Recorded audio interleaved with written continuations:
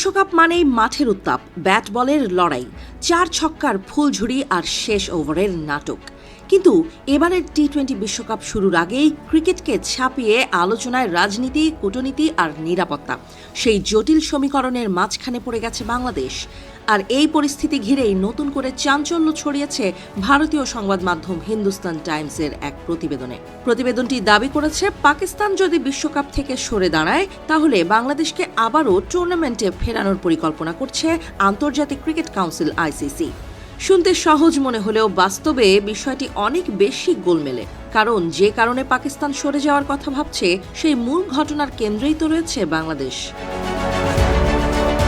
আসন্ন বিশ্বকাপের আগে বাংলাদেশ দল ভারতে গিয়ে ম্যাচ খেলতে অস্বীকৃতি জানায় নিরাপত্তা ইস্যুতে। 24 জানুয়ারি আইসিসি সেই সিদ্ধান্তের প্রেক্ষিতে বাংলাদেশের জায়গায় স্কটল্যান্ডকে অন্তর্ভুক্ত করে। এই সিদ্ধান্তের পরেই শুরু হয় নতুন বিতর্ক।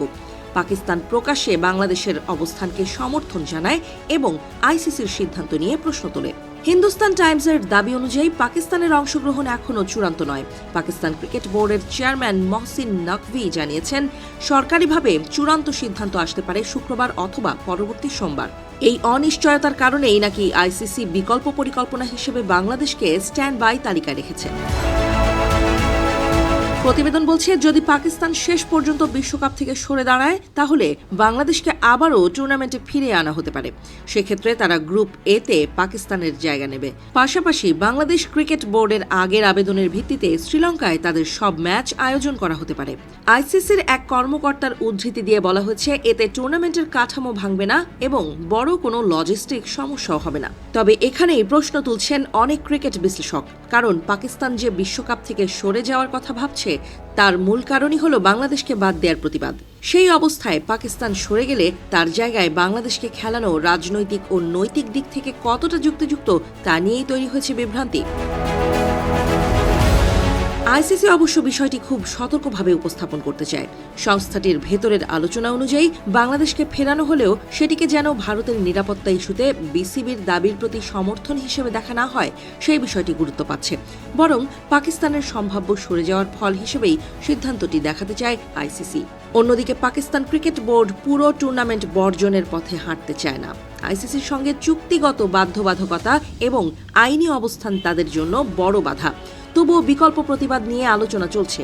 পাকিস্তানি গণমাধ্যমের দাবি, 15 ফেব্রুয়ারি কলম্বোতে ভারতের বিপক্ষে গ্রুপ ম্যাচটি বয়কট করে পয়েন্ট ছেড়ে দেওয়ার বিষয়টি ভাবছে পিসিবি। এমন হলে সম্প্রচারকারী সংস্থা ও স্পন্সরদের বড় আর্থিক ক্ষতির আশঙ্কা রয়েছে। আরেকটি বিকল্প হিসেবে আলোচনায় আছে কালো আর্ম ব্যান্ড পরে মাঠে নামা।